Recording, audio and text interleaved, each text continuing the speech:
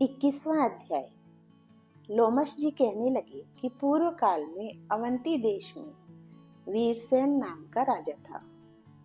उसने नर्मदा के किनारे राजसूय यज्ञ किया और अश्वमेध यज्ञ भी किए, जिनके खंभे सोने के बनाए गए। ब्राह्मणों को अन्न का बहुत सा दान किया और बहुत सी गौएं, सुंदर वस्त्र और सोने के आभूषणों से युक्त दान दी। वह देवताओं का भक्त और दान करने वाला था। भद्रक नाम का एक ब्राह्मण, जो अत्यंत मूर्ख, कुलहीन, कृषि कार्य करने वाला, दुराचारी तथा अधर्मी था, वह भाई बंधुओं से त्यागा हुआ इधर उधर घूमता हुआ देव यात्रियों के साथ प्रयाग में आया और माघ में उनके साथ 3 दिन तक स्नान किया। वह 3 दिन में ही निष्पाप हो गया। फिर वह अपने घर चला गया। वह ब्राह्मण और राजा दोनों एक ही दिन मृत्यु को प्राप्त हुए। मैंने इन दोनों को बराबर इंद्रलोक में देखा। तेज रूप, बल, स्त्री, वस्त्र और आभूषणों में दोनों समान थे। ऐसा देखकर उसके महात्म्य का क्या कहा जाए। राजसूय यज्ञ करने वाला स्वर्ग का सुख भोग कर फिर भी जन्म लेता है, परंतु संगम में स्नान करने वाला जन्म मरण से रहित हो जाता है।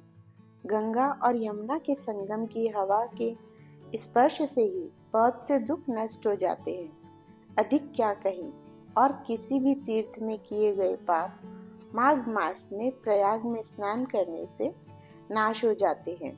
मैं पिशाच मोचन नाम का एक पुराना इतिहास सुनाता हूँ। इस इतिहास को यह कन्याएं और तुम्हारा पुत्र भी सुने, उससे इनको स्मृति प्राप्त होगी। पुराने समय में देवदूती नाम का बड़ा गंभीर और वेदों का पारंगत एक वैष्णव ब्राह्मण था। उसने पिशाच को निर्मुक्त किया था। वेद निधि कहने लगे कि वह कहाँ का रहने वाला, किसका पुत्र, किस पिशाच को उसने निर्मुक्त किया। आप विस्तार पूर्वक यह सब कथा सुनाइए। लोमश ऋषि ने कहा, किल्पज्ञ से निकली हुई सुंदर सरस्वती के किनारे पर उसका स्थान था। जंगल के बीच में पुण्य जल वाली सरस्वती बहती थी। वन में अनेक प्रकार के पशु भी विचरते थे।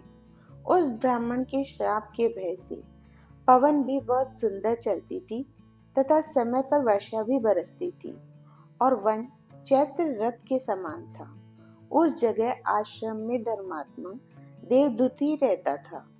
उसके पिता का नाम सुमित्र था और वह लक्ष्मी के वरदान से उत्पन्न हुआ था। वह सदैव आत्मा को स्थिर रखता, गर्मी में अपने नेत्र सूर्य की तरफ रखता, वर्षा में खुली जगह पर तपस्या करता, हेमंत ऋतु में सारस्वत सरोवर में बैठता और त्रिकाल संध्या करता। जितेंद्रिय और सत्यवादी भी था।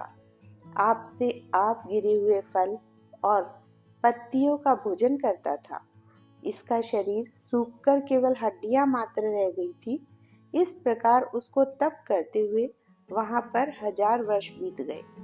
तप के प्रभाव से उसका शरीर अग्नि के समान प्रज्वलित था।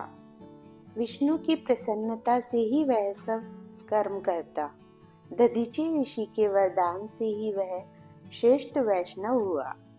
एक समय उस ब्राह्मण ने बैसाख महीने की एकादशी को हरि की पूजा कर उनकी सुंदर स्तुति तथा विनती करी। उसकी विनती सुनकर भगवान उसी समय गरुड़ पर चढ़कर उसके पास आए। चतुर्भुज, विशाल नेत्र, मेघ जैसा स्वरूप भगवान को स्पष्ट देखकर प्रसन्नता के मारे उसकी आंखों में आंसू भर आए और कृतकृत्य होकर भगवान को प्रणाम किया। उसने अपने शरीर को भी याद न रखा और भगवान के ध्यान में लीन हो गया। तब भगवान ने कहा कि हे देवदूती, मैं जानता हूँ कि तुम मेरे परम भक्त हो। मैं तुमसे अति प्रसन्न हूँ। तुम वर मांगो। इस प्रकार भगवान के वचन सुनकर प्रेम के मारे लड़खड़ाती हुई वाणी में कहने लगा कि हे देवाधिदेव, अपनी माया से शरीर धारण करने वाले, आपका दर्शन देवताओं को भी दुर्लभ है। अब आपका दर्शन भी हो गया। मुझको और क्या चाहिए, मैं सदैव आपकी भक्ति में लगा रहूं। भगवान उसके वचन सुनकर कहने लगे कि ऐसा ही होगा।